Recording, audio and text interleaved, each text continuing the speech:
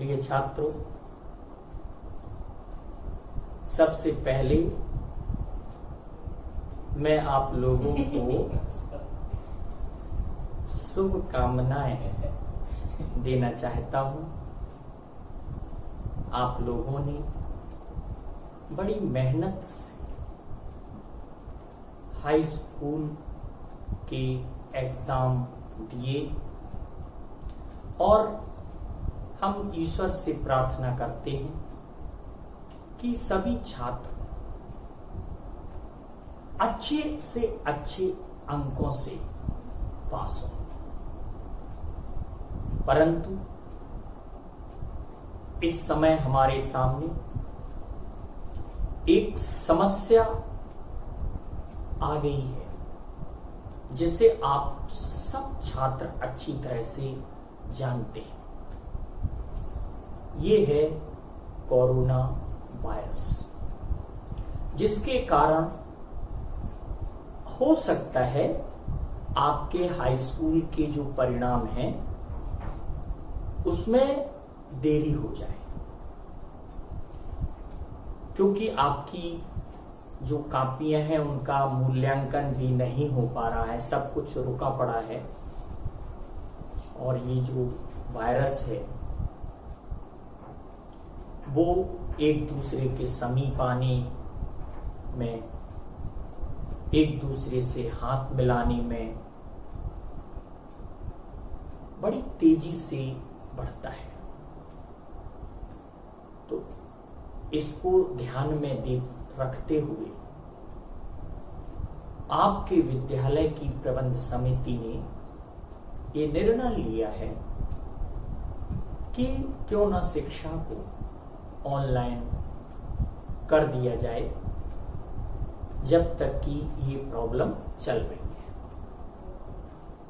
तो आप लोगों से विशेष निवेदन है कि आप लोग थोड़ा सा समय शिक्षा पर भी लगाएं और कक्षा 11 के जो आपके विषय हैं, फिजिक्स, केमिस्ट्री, मैथमेटिक्स, हिंदी, जीव विज्ञान, इंग्लिश, थोड़ा थोड़ा सा इन विषयों को भी पढ़ें।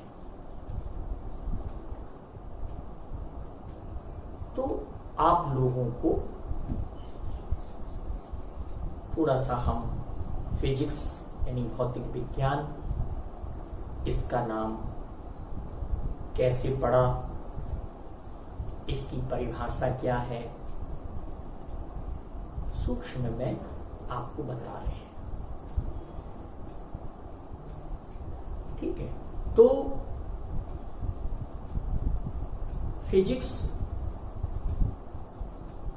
इसकी जो उत्पत्ति हुई वो ग्रीक शब्द फ्यूसिस से हुई है, FUSIS। फ्यूसिस का तात्पर्य प्रकृति से होता है,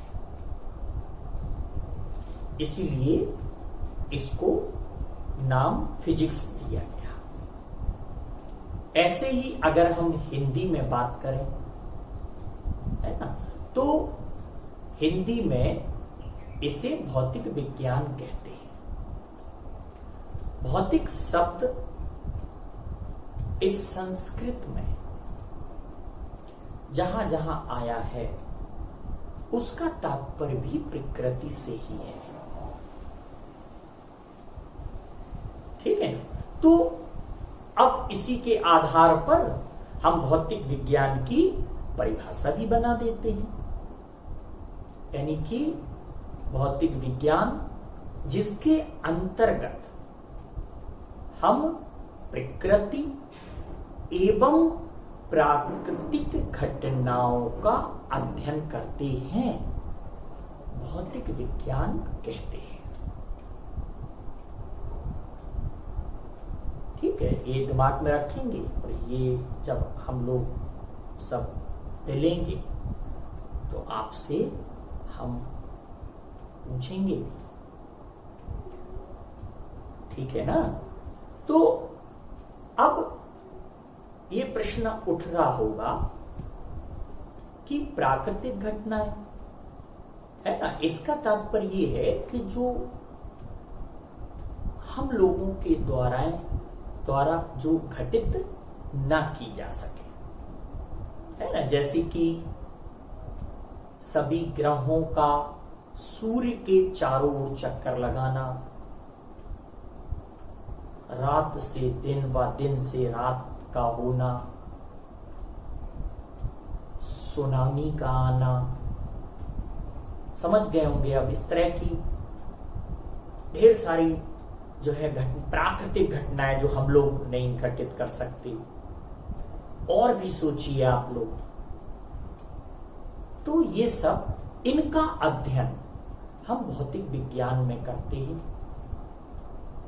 इसीलिए इस चैप्टर का नाम भी, पहला चैप्टर है ये आपके, भौतिक जगत रखा गया है। जगत मीन्स होता है संसार।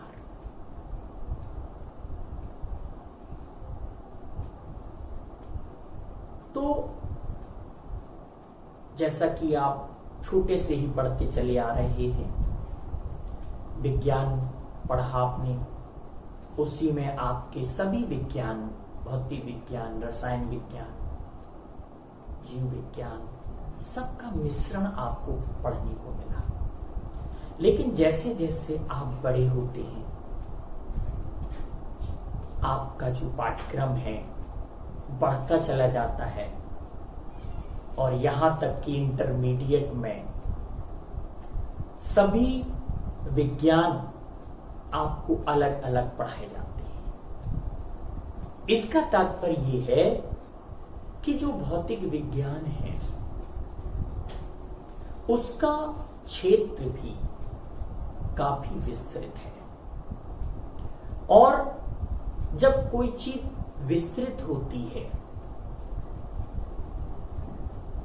जैसे कि अपना परिवार है, जब बड़ा होने लगता है तो उसका विभाजन भी आवश्यक है। इस तरह से भौतिक विज्ञान, इसमें इसका क्षेत्र इतना व्यापक है कि इसको कई भागों में इसको बांटा जा सकता है। तो सबसे पहले जो टॉपिक हम आपको समझा रहे हैं वो है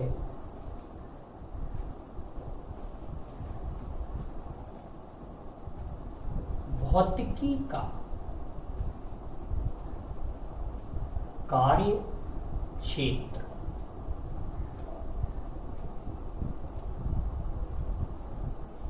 एवं उत्साह अथवा रोमांच, यानी scope and excitement of physics. तो भौतिकी का कार्य क्षेत्र इतना विस्तृत है कि इसको दो भागों में बांटा गया है। पहला जो है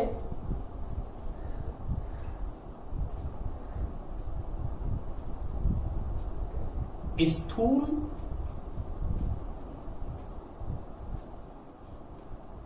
प्रभाव क्षेत्र, यानी कि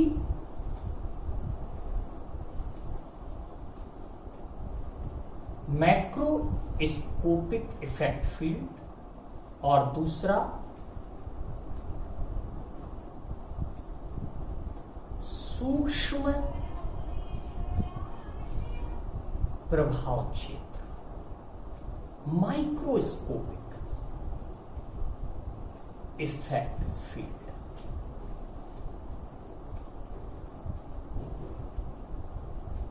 ठीक है, थ्योरेटिकल ज्यादा है ये चैप्टर, ऐसा नहीं है, आनंद भी आएगा आपको। अब जो स्थूल प्रभाव क्षेत्र है इसे भी भौतिकी की कई शाखाओं में बांटा गया है। ठीक है, जैसे कि स्थूल प्रभाव क्षेत्र की जो शाखाएं हैं,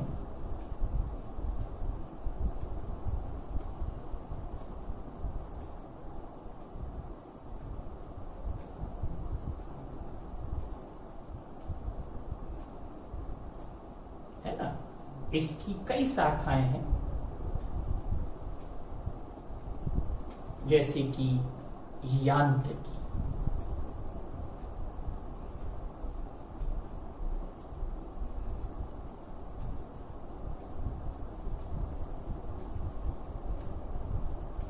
जैसे कि ऊष्मागतिकी,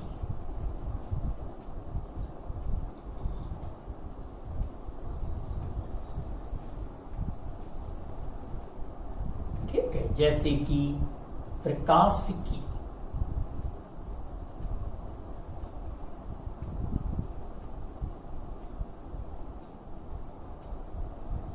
जैसे कि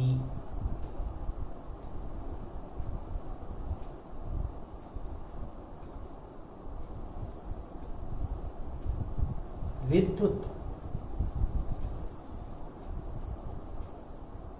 गतिकी, एक्सटेंस। अन्य भी एक आध दो हैं, जैसे दोलन तथा तरंग। ठीक है, तो अब इसके बारे में एक एक करके सूक्ष्म जो है हम आपको बताएंगे।